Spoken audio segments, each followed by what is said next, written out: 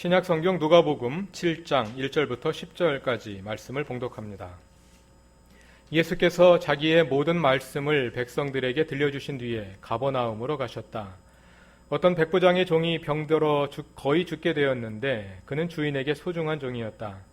그 백부장이 예수의 소문을 듣고 유대 사람들의 장로들을 예수께로 보내어 그에게 청하기를 와서 자기 종을 낫게 해달라고 하였다. 그들이 예수께로 와서 간곡히 탄원하기를 그는 선생님에게서 은혜를 받을 만한 사람입니다. 그는 우리 민족을 사랑하는 사람이고 우리에게 회당을 지어주었습니다 하였다. 예수께서 그들과 함께 가셨다. 예수께서 백부장의 집에서 그리 멀지 않은 곳에 이르렀을 때에 백부장은 친구들을 보내어 예수께 이렇게 아뢰게 하였다. 주님, 더 수고하실 것 없습니다. 저는 주님을 내 집에 모셔드릴 만한 자격이 없습니다.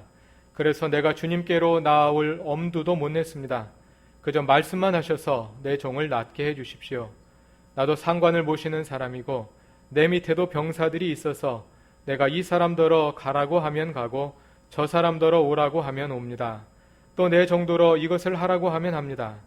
예수께서 이 말을 들으시고 그를 놀랍게 여기시어 돌아서서 자기를 따라오는 무리에게 말씀하셨다. 내가 너희에게 말한다. 나는 이스라엘 사람 가운데서는 아직 이런 믿음을 본 일이 없다. 심부름 왔던 사람들이 집에 돌아가 보니 종은 나아 있었다. 아멘. 이것은 하나님의 말씀입니다. 벌써 9월입니다. 여전히 태양은 뜨겁습니다만은 아침 저녁으로 피부를 스쳐 지나가는 선선한 바람이 결실의 계절이 가까웠음을 직감하게 합니다. 금년은 추석이 빨리 와서 벌써 다음 주가 추석입니다. 이럴 때 우리는 우리의 신앙과 삶을 돌아보면서 오늘의 현실에 매몰되지 않고 장차 하나님 앞에 결산하게 될 그날을 준비해야 한다는 경각심을 다시 일으키곤 합니다. 우리가 지난 2주에 걸쳐 함께 살펴본 예수님의 설교는 이 세상의 상식과는 전혀 다른 하나님 나라의 가치관을 가르쳐줍니다. 누가복음 6장 17절에 의하면 예수께서 평지에 내려오셔서 이 설교를 하셨기 때문에 보통 평지설교다 이렇게 이름을 지어 부릅니다마는 20절 이하에 나오는 이 설교에서 예수님은 하나님의 나라에서는 부자가 아니라 가난한 사람이 복이 있다 이렇게 말씀하십니다. 거기에서는 세상에서 당연시되는 상호성과 보상의 원리가 힘을 잃고 그 대신 하나님의 자비의 원리가 작동합니다. 그래서 원수를 내 가족과 같이 사랑하며 나를 비난하고 박해하는 사람들에게 잘해주고 그들이 원하는 것을 아낌없이 내어줍니다. 그들은 눈을 떠서 그 새로운 세계를 보고 그래서 다른 사람 눈에 티를 찾기보다는 내 눈에 들보를 빼기에 힘씁니다. 또 좋은 나무가 되어 좋은 열매를 맺고 반석 위에 지은 집처럼 환란이 다가와도 흔들리지 않습니다. 오늘의 본문인 누가복음 7장은 그 설교에 이어집니다. 본문 첫 절인 1절을 다 같이 읽어보겠습니다. 누가복음 7장 1절입니다. 예수께서 자기의 모든 말씀을 백성들에게 들려주신 뒤에 가버나움으로 가셨다. 그 설교가 끝나신 후에 예수는 가버나움으로 가셨고 가버나움에서 그 사건이 일어났습니다. 그러니까 그 사건을 읽을 때는 그 전에 하신 설교, 즉 평지설교, 누가복음 6장에 나오는 설교를 염두에 두고 읽어야 한다. 이렇게 힌트를 주는 것입니다. 예수님의 설교는 앞에 말씀드린 대로 한마디로 말해서 이 세상의 가치관, 즉 상호성과 보상의 원리를 뒤집는 것이었습니다. 7장 2절부터 이어지는 이야기를 살펴봅시다. 한 백부장이 있습니다. 백부장은 로마 군대의 백인대, 즉 100명으로 구성된 부대를 이끄는 장교입니다. 영어는 센츄리온이라고 하고 우리말로 백인대장으로 옮기기도 합니다. 그 당시 로마 군의 편제는 백인대 6개가 모여서 600명의 대대, 코홀트를 이루고 다시 대대 10개가 모여서 6,000명의 군단, 즉 레기온을 구성했다고 합니다. 복음서를 읽다 보면 거라사에 군대 귀신 들린 자가 이야기가 나오죠. 내 이름이 무엇이냐 이렇게 물어보니까 군대입니다. 이렇게 대답하는데 원문을 읽으면 레기온입니다. 이렇게 대답합니다. 레기온은 6,000명으로 구성된 군단입니다. 귀신이 6,000마리 들어있다는 문자적으로 읽을 필요는 없겠습니다만 그렇게 엄청난 수가 있다는 이야기입니다. 그 당시 이스라엘은 로마 제국의 지배를 받고 있었습니다. 이 백부장은 이스라엘을 지배하기 위해 로마 제국으로부터 파견된 점령군의 장교입니다. 이 백부장에게는 종이 하나 있는데 그 종이 병들어 죽게 되었습니다. 그 사람은 종을 고칠 길을 찾다가 예수의 소문을 듣고 유대인의 장로들을 예수께 대신 보내서 그 종을 낫게 해달라고 간청합니다. 유대인의 장로들이 백부장을 대신하여 예수께 나와 간청을 합니다. 4절과 5절 말씀입니다. 그들이 예수께로 나와 간곡히 탄원하기를 그는 선생님에게서 은혜를 받을 만한 사람입니다. 그는 우리 민족을 사랑하는 사람이고 우리에게 회당을 지어주었습니다 하였다. 이 백부장은 요즘 말로 하면 상당히 쿨한 사람인 것 같습니다. 그는 로마 점령군의 장교이면서도 완력으로 강압적으로 식민지 백성들을 억압하지 않고 오히려 그들의 필요를 채워줄 줄 아는 사람이었습니다. 그는 유대인들을 위해 회당을 지어주고 피지배자들의 마음을 얻어서 다스릴 줄 아는 그런 능력이 있는 사람이었습니다. 유대인의 장로들은 그에 대해 너무 감사해서 어쩔 줄을 모릅니다. 그래서 예수께 나와서 그를 위해 간곡히 요청하기를 마다하지 않습니다. 유대인 장로들이 예수께 한 말을 한마디로 요약하면 백부장은 당연히 받을 만한 자격이 있는 사람이다. 이런 말입니다. 하나님의 사랑과 긍휼에 호소하는 것도 아니고 또 예수께서 가르치신 새로운 가치관에 호소하는 것도 아니고 백부장은 받을 자격이 있기 때문에 예수께서 그에게 은혜를 베푸셔야만 한다고 주장하고 있는 것입니다. 2주 전에도 말씀드렸습니다만 로마의 사회 제도는 시혜자와 수혜자의 관계로 이루어져 있어서 시혜자가 수혜자에게 경제적인 보조나 사회적인 안전 또는 정치적인 편의를 제공하면 수혜자는 그에 대한 보답으로 복종과 수고를 다하는 이런 방식으로 위계 질서가 구성되어 있었습니다.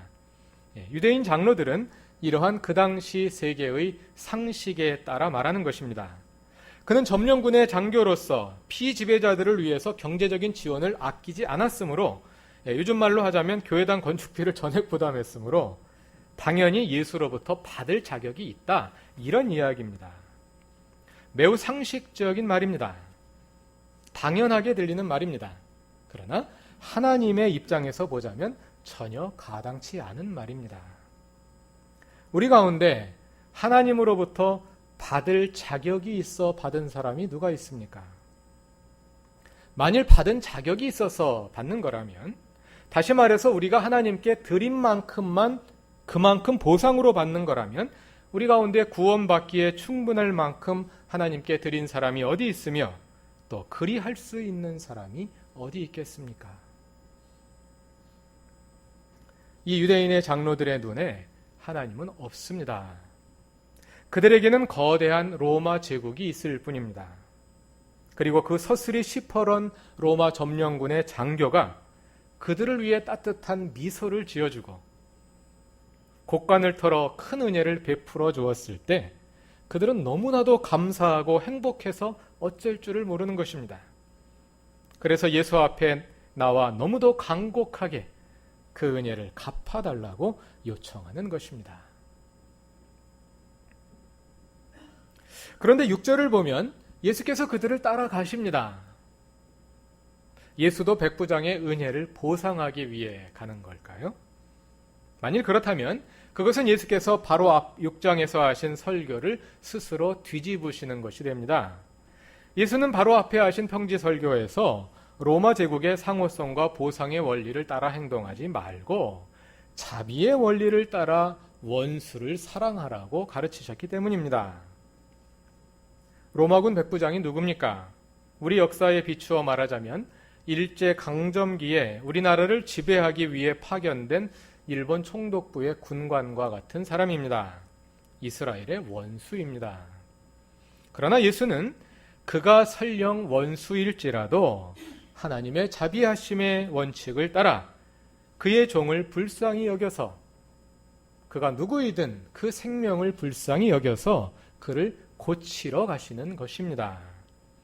백부장의 은혜를 보상해 주기 위해 가시는 것이 아니라 자비의 원리를 실천으로 보여주고 계시는 것입니다. 그런데 6절 이하를 계속해서 읽어보면 예상치 못한 돌발 상황이 벌어집니다. 백부장이 다시 사람들을 보내어 예수를 못 오시도록 만류하는 것입니다. 6절부터 8절까지 6, 7, 8절을 다 같이 읽어보겠습니다. 예수께서 그들과 함께 가셨다. 예수께서 백부장의 집에서 그리 멀지 않은 곳에 이르렀을 때에 백부장은 친구들을 보내어 예수께 이렇게 아뢰게 하였다. 주님, 더 수고하실 것 없습니다. 저는 주님을 내 집에 모셔드릴 만한 자격이 없습니다. 그래서 내가 주님께로 나아올 엄두도 못 냈습니다. 그저 말씀만 하셔서 내 종을 낫게 해주십시오. 나도 상관을 모시는 사람이고 내 밑에도 병사들이 있어서 내가 이 사람더러 가라고 하면 가고 저 사람더러 오라고 하면 옵니다. 또 내 종더러 이것을 하라고 하면 합니다. 이 말이 예수님을 감동시켰습니다. 그래서 이어지는 구절을 보면 예수께서 이스라엘 사람들 가운데서도 아직 이만한 믿음을 보지 못했다, 이렇게 극찬을 하십니다. 예수님은 도대체 이 사람의 무엇을 보고 그렇게 칭찬하신 걸까요? 앞에서 유대인의 장로들이 한 말이 무엇이었습니까? 백부장은 예수로부터 받을 자격이 있는 사람이다 하는 것이었습니다. 그가 유대인들에게 베푼 것이 많기 때문입니다. 그러나 백부장은 이렇게 말합니다. 나는 자격이 없습니다. 나는 예수로부터 받을 자격이 없는 사람입니다. 그는 은혜를 은혜로 인식할 줄 아는 사람이었습니다. 그가 유대인들을 위해 사용한 돈과 권력에 대한 보상을 받고자 하는 것이 아니라, 겨우 그만큼 받고자 하는 것이 아니라 그는 예수를 얻고자 하는 것입니다. 예수로부터 오는 은혜, 무조건적인 은혜, 내가 하나님께 드린 것과는 비교할 수 없는 그 은혜를 구하고 있는 것입니다. 그는 로마 점령군의 장교로서 식민지의 치안을 유지하기 위해 파견되어 온 사람입니다. 지배를 받는 이스라엘 사람들의 입장에서 볼 때 그는 로마 제국 그 자체입니다. 로마 제국, 거대한 제국을 대표해서 그 자리에 있는 사람입니다.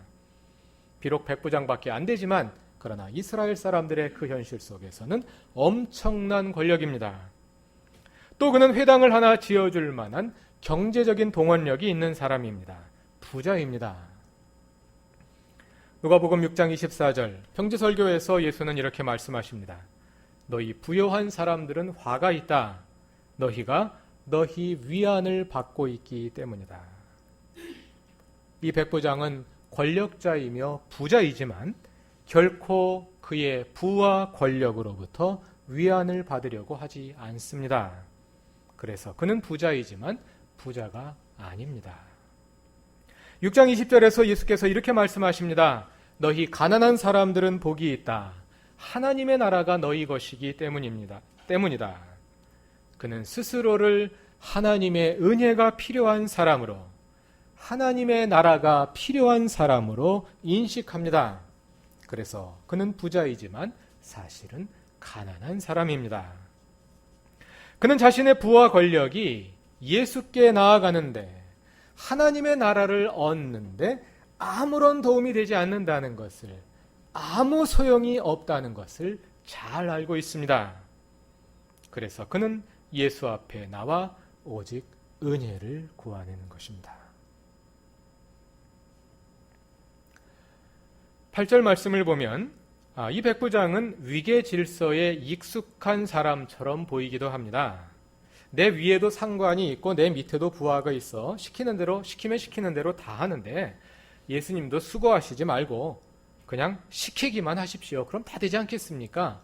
이런 말로 들을 수 있습니다. 위계 질서에 아주 젖어 있어서 예수님도 그 질서에 따라 행동하시라, 이렇게 말하는 것처럼 읽을 수 있습니다. 그러나 본문을 자세히 읽어보면 이 백부장은 그런 종류의 사람이 아닙니다. 2절 말씀을 다시 읽어보겠습니다. 같이 읽겠습니다. 어떤 백부장의 종이 병들어 거의 죽게 되었는데 그는 주인에게 소중한 종이었다. 그 종은 백부장에게 소중한 사람이었습니다. 여기에 소중한으로 번역된 헬라어 엔티모스, 이 말은 영어로는 honored, respected, 즉 존중받는다는 뜻입니다. 그 종이 존중받는다. 능동태로 말하면 백부장이 그 종을 존중한다는 것입니다. 이 백부장은 병들어 있는 자기의 종을 존중하는, 그의 명예를 지켜줄 줄 아는 그런 사람이었습니다. 그것은 그 당시 로마식 사고에 따르자면 종을 친구로 여겼다는 것입니다. 따라서 예수께서 백부장을 칭찬하시는 것이 그의 위계의식을 칭찬하시는 것으로 읽기는 어렵습니다. 그게 아니라 백부장은 예수를 환자 옆에 가까이 가지 않고 그냥 먼 거리에서도 말씀만 하시면 병을 고칠 수 있는 그런 능력을 가진 분으로 인식하고 있는 것입니다. 나 같은 일개 백인 대장도 말 한마디로 사람을 움직이는데 예수는 당연히 말씀만 하시면 내 종을 고치실 수 있지 않겠느냐 하는 믿음을 가지고 있는 것입니다. 아직까지 누가복음에 등장한 어떤 유대 사람들도 그만한 믿음을 가진 사람은 없었습니다. 그러나 그럴지라도 이왕이면 예수께서 집에 오셔서 종을 고치도록 그냥 보고 있을 것이지, 오시면 시원한 물도 대접하고 따뜻한 음식도 대접하고 그렇게 할 것이지 왜 오시는 것을 굳이 못 오도록 만류하는 걸까요? 그것은 이 사람이 예수에게 그의 능력을 과시할 기회를 드리기 위해서 그런 것은 아닙니다. 그것은 스스로가 이방인이기 때문입니다. 유대인들의 율법은 유대인이 이방인과 어울리는 것을 금했기 때문입니다. 그래서 7절을 보면 그래서 그가 직접 예수께 나아가 간구하지 못하고 유대인의 장로들을 대신 보냈다는 것입니다. 어쩌면 이 사람은 이방인으로서 유대교로 이미 개종한 사람일 수도 있습니다. 유대인들을 위해 회당을 지어주었고 또 유대인들의 정결법을 존중하는 것으로 보아서 그는 사도행전 10장에 나오는 백부장 고넬료처럼 유대교로 개종한 이방인, 사도행전의 표현을 따르자면 하나님을 두려워하는 사람 또는 경건한 사람, 유대교로 개종한 이방인들을 가리키는 표현입니다. 그런 사람 가운데 하나일 가능성이 있습니다. 또 그렇지 않더라도 이 사람은 비록 점령군의 장교임에도 불구하고 자신이 정주하고 있는 피점령지 이스라엘의 종교와 관습을 인정하고 그 관습에 따라서 자신이 율법의 울타리 밖에 있는 이방인임을 철저하게 인식하고 있습니다. 만일 예수께서 자기 집에 들어오신다면 율법으로 인해 예수는 그 사회에서 부정한 존재로 인식될 수밖에 없게 될 것이고 그로 인해 예수께 피해가 갈 것을 염려해서 감히 예수 앞에 나아가지 못하는 것입니다. 그는 로마 제국 점령군의 백부장이지만 그의 의식과 행위는 오히려 로마 제국의 상식을 뒤엎는 사람입니다. 그는 유대인들을 위해 회당을 지어주고 선의를 베풀었음에도 불구하고 그에 대한 보답을 요구하지 않는 하나님의 자비의 원리를 실천하는 사람입니다. 6절을 보면 백부장은 예수를 주님이라고 부릅니다. 로마 제국에서 이 주라는 호칭은 원래 수혜자가 시혜자를 부를 때 사용하는 호칭입니다. 은혜를 베푼 사람을 부를 때 도미네, 마이 롤드, 나의 주 이렇게 부릅니다. 그래서 제국의 상식을 따르자면 백부장 자신이 시혜자이므로 백부장이 주의 위치에 있는 것입니다. 그러나 그는 자신이 아니라 예수를 주님이라 부릅니다.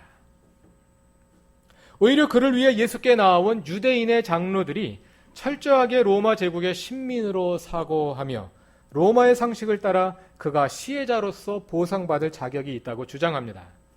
그러나 백부장 자신은 스스로를 받을 자격이 없는 사람으로 하나님의 절대적인 은혜가 필요한 사람으로 인식할 줄 아는 하나님의 눈을 가진 사람으로 나타납니다.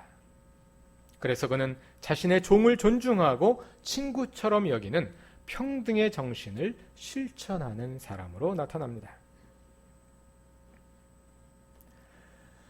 그런데 누가복음을 큰 범위로 읽어보면 이 백부장과 비교되고 있는 인물이 하나 더 있습니다.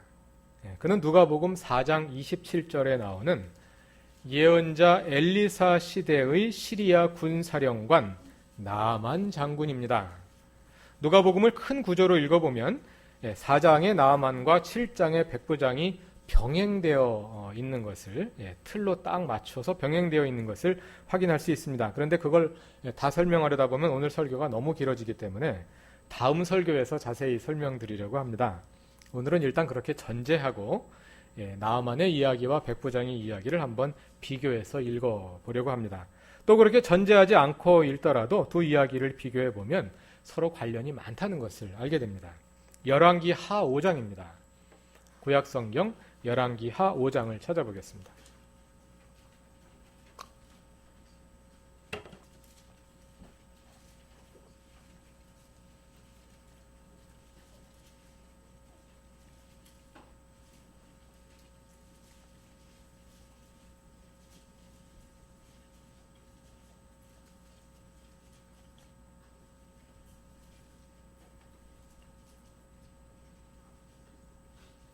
오래간만에 찾으시는 분들도 있는 것 같습니다. 열왕기하 5장 1절을 보면 시리아 왕의 군사령관 나아만 장군은 왕이 아끼는 큰 인물이고 존경받는 사람이었다. 누가복음 7장의 백부장이 유대인들의 존경을 받는 이방인 군대의 장교이듯 나아만도 존경받는 이방인 군대의 장군이었습니다. 그리고 둘 다 이스라엘을 점령한 강대국입니다. 그런데 1절 후반부에 보면 그에게는 한 가지 아픔이 있습니다. 나병에 걸린 것입니다. 백부장은 그의 종이 죽을 병에 걸렸지만 나아만은 그 자신이 중병에 걸렸습니다. 2절을 보면 그에게는 이스라엘에서 포로로 잡아온 여종이 하나 있습니다. 3절에 보니까 그 여종이 주인에게 귀뜸하기를 사마리아의 예언자를 만나면 나병을 고칠 수 있을 것이다. 이렇게 가르쳐 줍니다. 이 말을 듣고 나아만은 왕의 재가를 얻어 이스라엘의 예언자 엘리사를 찾아가게 됩니다. 누가복음 7장의 백부장이 유대인 장로들의 중재를 통해 예수를 만난 것처럼 시리아의 군사령관 나아만은 이스라엘인 여종의 중재를 통해 예언자 엘리사를 만나게 됩니다. 9절을 보면 나아만이 군마와 병거를 거느리고 가서 엘리사의 집 문 앞에 멈춰 섰습니다. 그런데 엘리사는 나와 보지도 않고 사환을 시켜 이르기를 나아만에게 요단강으로 가서 7번 몸을 씻으면 깨끗해질 것이라고 이르라고 말합니다. 누가복음 7장의 백부장이 예수를 직접 만나지 않은 것처럼 나아만도 엘리사를 만나지 못합니다. 11절을 보니까 나아만은 이 말을 듣고 화가 나서 돌아가려고 합니다. 내가 누군데 나를 이렇게 푸대접하는가? 적어도 엘리사가 직접 나와서 정중히 나를 맞이하고 병을 고치는 의식을 정석껏 베풀어 주어야 도리가 아닌가. 대국 시리아에도 좋은 강이 얼마나 많은데 이 실개울 같은 요단강에 가서 몸을 씻으란 말인가 하면서 화를 내며 돌아가려고 합니다. 그러나 13절을 보면 그의 부하들이 만류합니다. 그래서 14절에 보니까 나아만은 화를 사기고 시키는 대로 합니다. 그 결과 그의 살결이 어린아이처럼 3살로 돌아와 깨끗하게 났습니다. 로마군 백부장의 종이 예수께서 가시지도 않았는데 멀리서 나았듯이 나아만도 엘리사가 가까이 가지 않은 채 멀리서 병이 났습니다. 이처럼 누가복음 7장의 백부장 이야기와 열왕기하 5장의 시리아 장군 나아만의 이야기를 비교해 보면 비슷한 점들이 굉장히 많습니다. 그러나 비슷한 점이 많은 만큼 나아만과 백부장 사이에는 근본적인 차이점들도 있습니다. 여러 가지 차이가 있습니다. 그 차이는 비교적 확연하기 때문에 자세히 설명하지 않으려고 합니다. 오늘 오후 성경 공부에 포함되어 있으니까 함께들 찾아보시기 바랍니다. 예수께서 칭찬하신 백부장의 믿음은 스스로를 하나님의 은혜가 절실히 필요한 자로 여기는 자기 인식에 있습니다. 그러한 자기 인식은 예수를 알아본 데서 비롯됩니다. 하나님을 알 때 스스로를 알게 되는 것입니다. 그 알에서 진정한 겸손이 나옵니다. 겸손은 낮음을 가장하는 것이 아니라 스스로를 하나님의 은혜가 아니면 살 수 없는 존재로 인식함에서 나오는 것입니다. 나 스스로를 은혜가 필요한 존재로 인식할 때 나는 다른 사람들에게 베풀매에 있어서도 되돌려 받을 것을 기대하지 않고 아낌없이 줄 수 있습니다. 내가 그에게 주었기 때문에 그만큼 되돌려 받기를 기대하는 상호성과 보상의 원리를 따라 살아가지 않고 나 자신도 은혜로 받았기 때문에 나도 다른 사람들에게 되돌려 받을 기대를 하지 않고 은혜로 아낌없이 주는 하나님의 자비의 원리를 따라 살게 됩니다.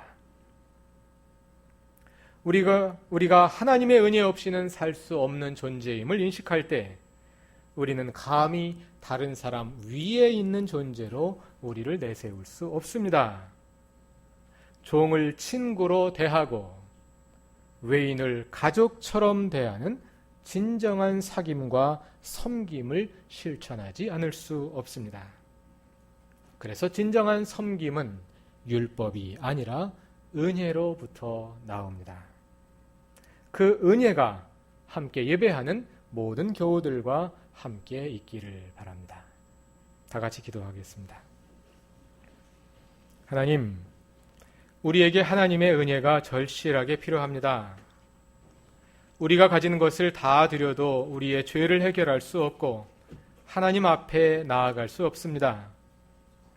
내 속에 있는 왜곡된 성품을 어떤 의사도 고칠 수 없습니다. 바닥에 내려앉은 나의 자존감을 어떤 권력과 부로도 제 자리로 끌어올리지 못합니다. 내 주변에 어그러진 관계들을 어떤 사람도 정상으로 돌려주지 못합니다. 우리가 처해 있는 심각한 질병으로부터 오직 주님만이 우리를 구원해 주실 수 있습니다. 그 외에 우리가 빠져 허덕이고 있는 그 심각한 문제들로부터 우리를 구원하실 분은 오직 하나님 분이십니다. 이 모든 것, 우리를 자녀로 삼으신 하나님의 은혜로만 가능한 일입니다. 하나님, 우리에게 오시고 은혜를 내려 구원하시고 치유하시고 회복하여 주옵소서. 예수님의 이름으로 기도드립니다. 아멘.